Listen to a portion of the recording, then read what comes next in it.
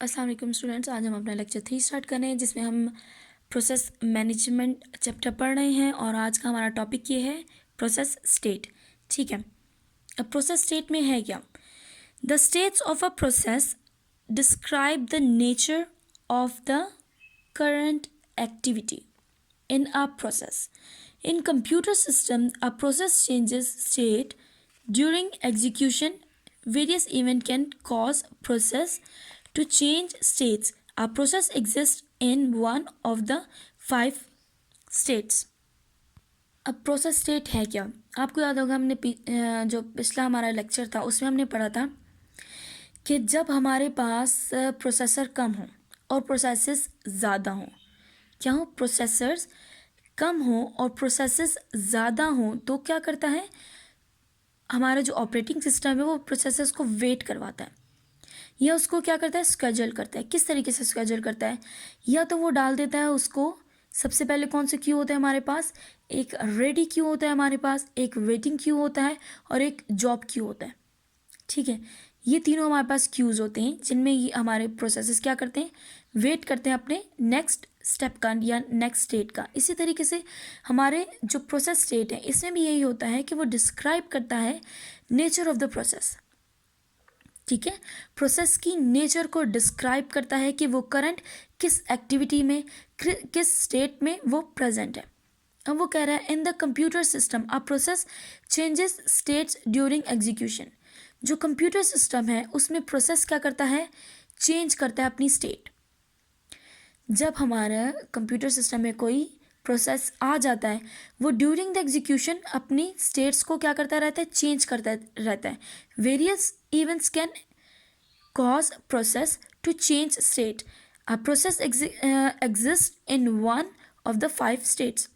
अब इसमें बहुत सी स्टेट्स हैं, 5 स्टेट्स हैं। ठीक है, एक एग्जीक्यूशन में, ड्यूरिंग द एग्जीक्यूशन एक प्रोसेस इन 5 और 6 स्टेट से क्या करता है, गुजरता है।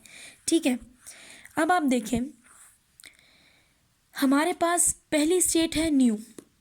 ठीक है, पहली स्टेट है हमारे पास क्या, न्यू। अब वो कह रहा है this state is process indicates that the process is newly created.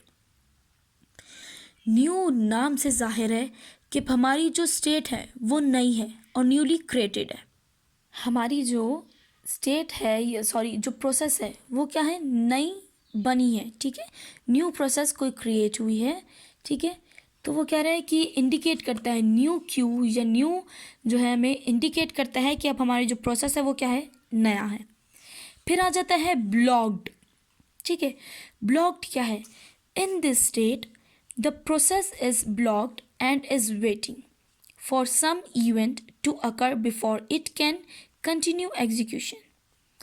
हम वो कह ये रहा है कि इस स्टेट में क्या होता है कि प्रोसेस ब्लॉक हो जाता है या फिर वेट करता है for some event is occur, या फिर किसी ऐसे कह सकते हैं इवेंट का, किसी ऐसे प्रोसेस का, किसी ऐसे टाइम का जो कि अकर हो बिफोर कैन कंटिन्यू, इसके स्टार्ट होने पे। ठीक है, जब ये एग्जीक्यूट होगा तब कोई इवेंट क्या हो, अकर हो। कह रहा है कि for example it is waiting for the completion of an input output operation. This state of process is also known as waiting state. अब let's suppose मेरे पास ये पॉइंटर है। ठीक है, अब 2 बंदे हैं इस्तेमाल करने वाले। ठीक है, लेकिन पॉइंटर मेरे पास क्या है, सिर्फ एक।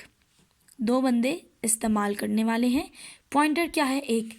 अगर ये इस टाइम मैं यूज़ कर रही हूँ तो जो दूसरा पर्सन है वो क्या करेगा, वेट। ये मेरा आउटपुट या मैं कह सकती हूँ ये मेरे इनपुट क्या है, डिवाइस है, ये ऑपरेशन है। मेरा क्या कर रही हूँ, इसको यूज़ कर रही हूँ। तो मेरे जो दूसरे है, ठीक है, जो दूसरा मैं कह सकती हूँ प्रोसेसर है, ठीक है, जो यूज़ करने वाला है, ये सीपीयू जो है वो क्या है, उस टाइम फ्री बैठा हुआ है क्योंकि उस टाइम मैं ये यूज़ कर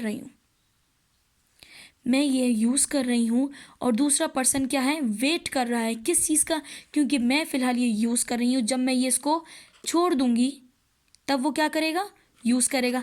तो वो एक इवेंट का, मेरे काम के कंप्लीट होने का वेट कर रहा है कि मैं अपना काम कंप्लीट करूँगी ताकि वो क्या हो, यूज़ कर सके।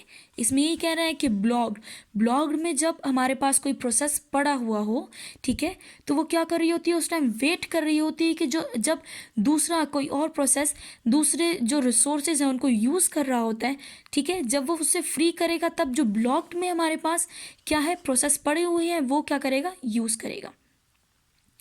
ब्लॉग में जो प्रोसेस पड़ी हुई होती है वो रिसोर्सेज के फ्री होने का वेट कर रही होती है।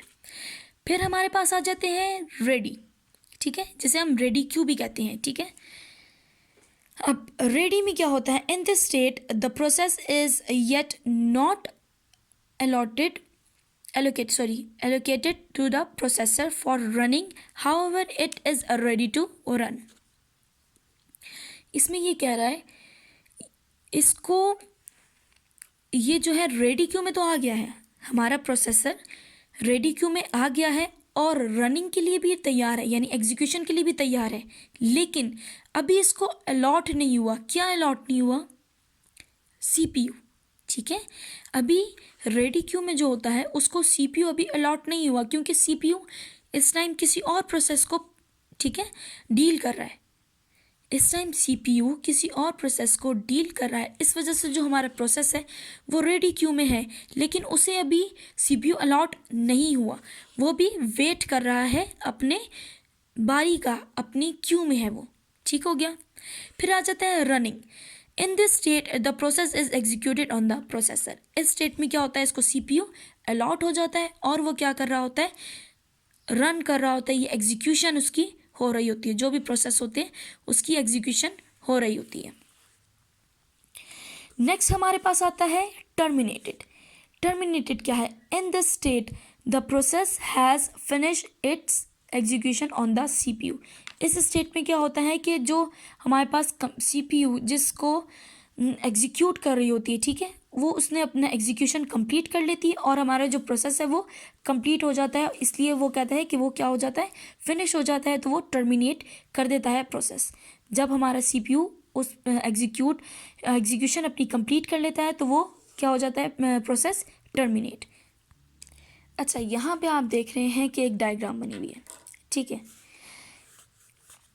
अब इस डायग्राम का मकसद ये है आपको समझाने का, जब हमारे पास एक न्यू, मैं कहती हूँ कि एक प्रोसेस आए, ठीक है, एक प्रोसेस आए हैं न्यू, और ये प्रोसेस मैं कहती हूँ कि है 10 MB की, ठीक है। एग्जांपल दे रही हूँ मैं आपको,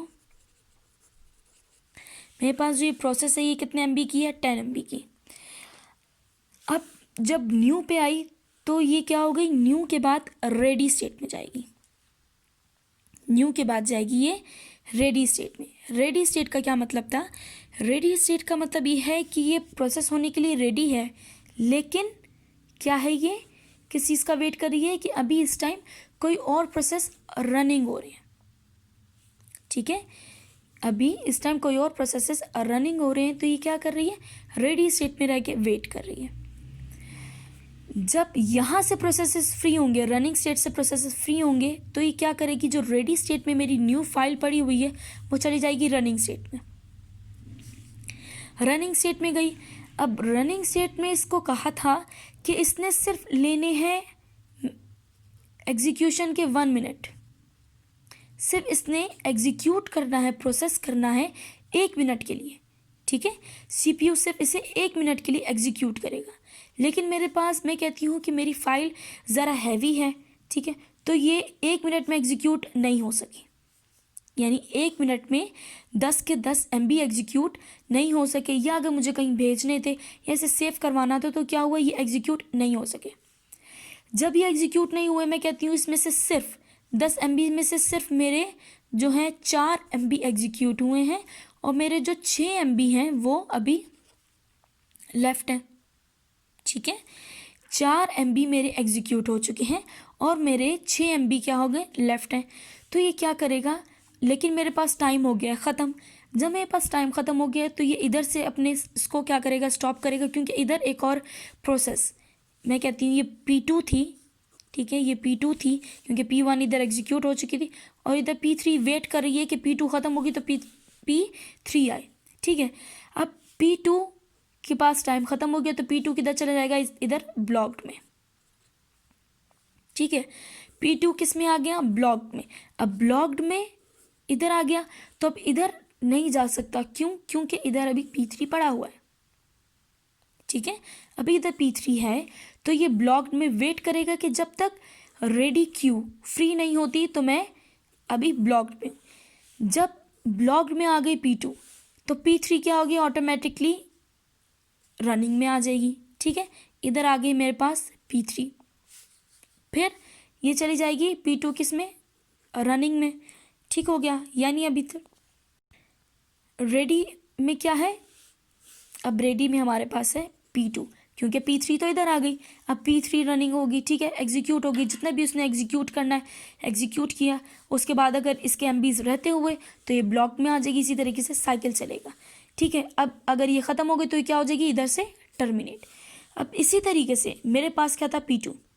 ठीक है, अब P2 इधर था रेडी में, P3 वो हो गया, यानी रनिंग स्टेट मेरी फ्री हो गई है तो इधर चली जाएगी रनिंग स्टेट में। रेडी स्टेट से रनिंग स्टेट में जाके ये क्या करेगी, अपनी एग्जीक्यूशन करेगी।